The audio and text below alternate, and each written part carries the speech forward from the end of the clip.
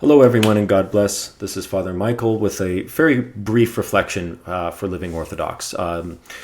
I normally don't like making posts on Sundays. I really don't like to upload on Sundays or respond to too many things, but there was a couple of really solid questions that came out in the comments, and I feel this ties as well really well to, and I'm not going to name this individual, but a person who made a post on social media regarding the video I released the other day. And unfortunately, this individual put words into my mouth and accused me of saying things that I never said. To clarify on this point, this video is really focusing on a question that has popped up now in the comment section a few times, which is to expand on nuance with regard to how to engage with your family who are not Orthodox. Now, one thing I used to be opposed to, and I ask anyone's forgiveness who I might have offended and who I might have polarized with their families, in my zeal and in my excitement and in my honest desire to serve God, I have made mistakes. I have been too harsh in the past. Maybe at times I'm still a little too spicy. A good friend of mine said that I have grit. It's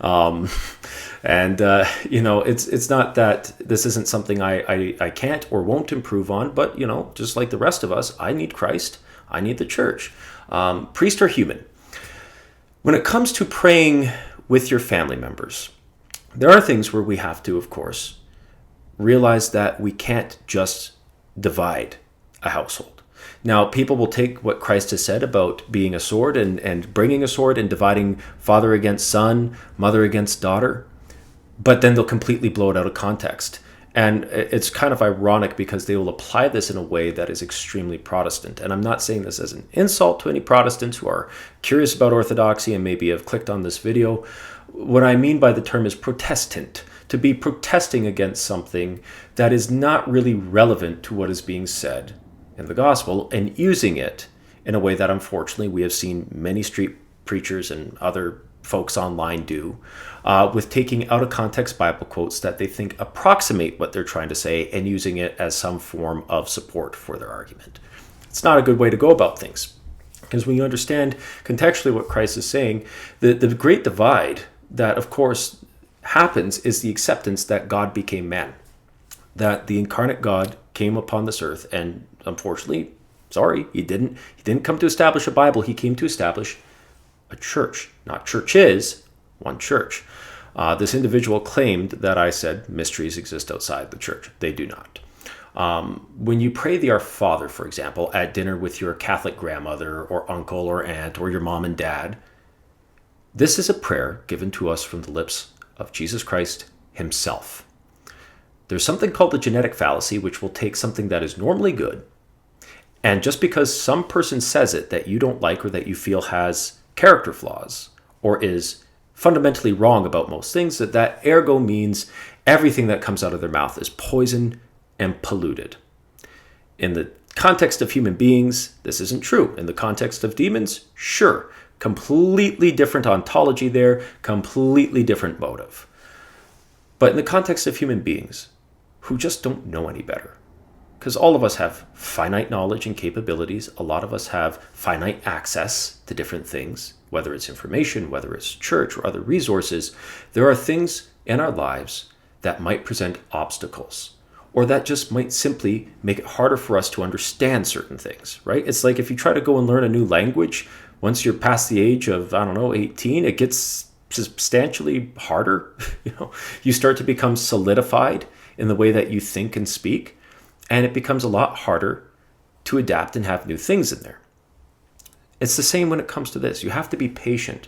When I first made my video on praying with the heterodox, I did not apply enough suggestion or nuance in it to really facilitate a healthy relationship between especially young inquirers and their families. I did receive emails that were really heartbreaking.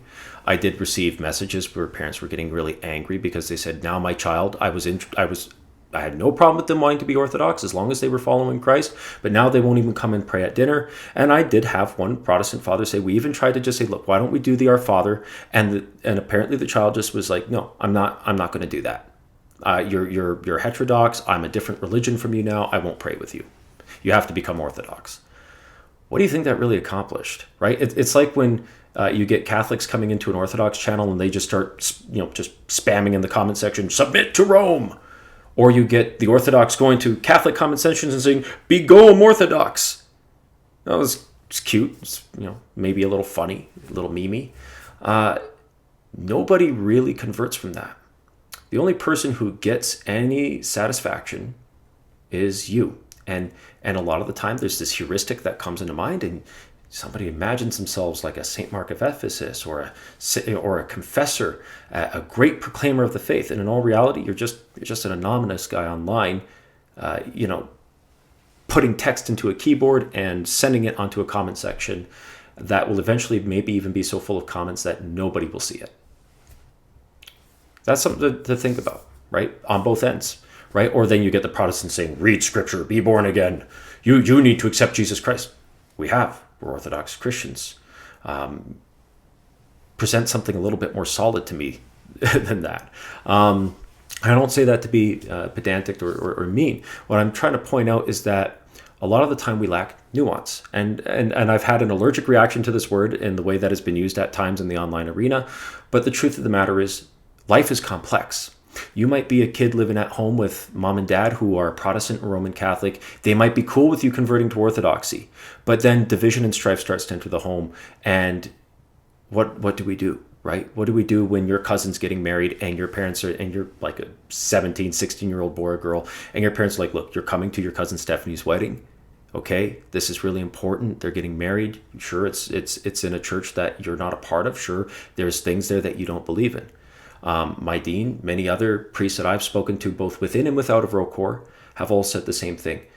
You can go and attend a mass with your grandma who's visiting from another country or from far away, and you can pray the Our Father, but don't go up for a blessing, don't receive communion, don't accept, don't participate in liturgical prayer and blessing. Our Father, I have a personal issue, and that's my opinion, with saying that you can't pray that with anyone, because that's a genetic fallacy. And it's like, okay, well, the Our Father was given to us by Christ, like I said before. And if we're going to say, just because this person is saying it, I'm going to tune it out, that might be problematic. We might be directing our prayer, or our idea of what prayer is, away from God and more so towards ourselves. We have to be careful that our beliefs, that our faith does not become a platform to grandstand our superiority. Archbishop Gabriel, when he visited here last summer, had said, being Orthodox and sharing the faith doesn't mean going to people and saying, haha, we're better than you. It means we show them what we have that they lack. And usually the best way to do that is to not offend them to the point where they won't even enter your home. Right? You don't necessarily agree with them. It's like St. Paisios said, you give them a good uneasiness. You don't tell them they're wrong. You don't call them heretics, but you can't let them think they're right either. You have to give them that good uneasiness that will make them dig deeper. But now it just seems we want to make them uneasy. We want to make them mad. And to the people who do this, I have to ask you, is this just because you're insecure? You're not sure. And so you're trying to convince yourself by convincing someone else? You have to assess things as they come. If you're in a marriage situation where you're converting and your wife hasn't yet, ideally, and Father Vladimir did this back in London when I was there, and I thought that was wise. There's a couple, and they're super devout. The whole family became Orthodox. But initially, some family members were not quite there yet. Usually, the husband's gung-ho, and he's like, yes, this is the truth. And sometimes the wife is like, I don't know. I'm not sure I can take this wholesale yet. I need time. At that point, the best thing to do is to give them time, to not baptize the family right away, but to wait till everyone's on board so that there's no division and strife in the family. Now, there will be times and cases where this doesn't happen for whatever reason. The priest feels that this is what's best for you. You get baptized, your spouse doesn't. That does not give you license to then start dictating to your husband or wife and saying, you are a heretic. You're heterodox. I can't pray with you, honey. Thanks for cooking dinner. I'm not praying with you. We'll have to pray separately and then we can eat together. Good luck. You will not convert a single soul that way. You will not save anyone, and you certainly will not save yourself. You can save yourself the heartache by saying, hey, why don't I lead the prayer? I'll do the Our Father. Or, we can pray this nice prayer and show them the prayers of the church and teach them the prayers for before and after meals. And when they start seeing that, go, wow, that's beautiful. There's nothing wrong in that. This is all what I would expect that a Christian should say. Well, then usually the guard slowly comes down. And for some people, and usually the best converts are the ones where it takes a long time. So be okay with that. Be at peace with that. If you're a kid living at home and your parents are kind of like, oh, we're not sure we want to let you go by yourself. Okay, like you're 16, you're 16. You're not an adult. Obey your mother and father and honor them. They're still your mother and father. And whether they're Protestants or Catholics, they are doing their best to love God. They are doing their best to love Christ. If you tell them you don't love Christ because you believe in the Filioque, you don't love Christ because you believe in Sola Scriptura, oh boy, I've made that mistake. And you know what happened? They're not Orthodox. The family I did this to, the friends I did this to, they aren't Orthodox. Me being a priest doesn't mean anything to them because I didn't show them the love and the patience that I should have. Be patient. Be calm. Be at peace. Have the strength to hold yourself fast and go in this for the long haul. Because if you go in guns a-blazing, streaking through the sky like a comet, you'll be gone just as fast. You'll become Orthodox, and then in a few years, something might happen, something might test you, and you might be out. You might become the heretic that you preached against. So let's be careful. Let's be careful not to go putting words in other people's mouths. And let's be careful not to alienate our family from the opportunity to learn through us, who might be the only point of contact at that time in their life to orthodoxy. Be a good representative of it. Be a good spokesman for the church. Show the transformation in your life and don't force it into theirs. That said, everyone, have a wonderful Sunday. Keep it holy, keep it sinless and peaceful. And remember that every good and perfect gift comes from above, from the Father of lights.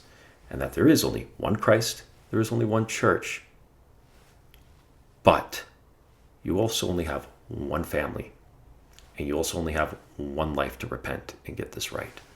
So let's make sure that we do not turn other people away, that we do not become bad representatives of our faith. And let's make sure that even when we are standing by the truth, we do so with love and sobriety and not with a untempered zeal that is filled with foolishness and lacking in wisdom. God bless you all and have a wonderful evening.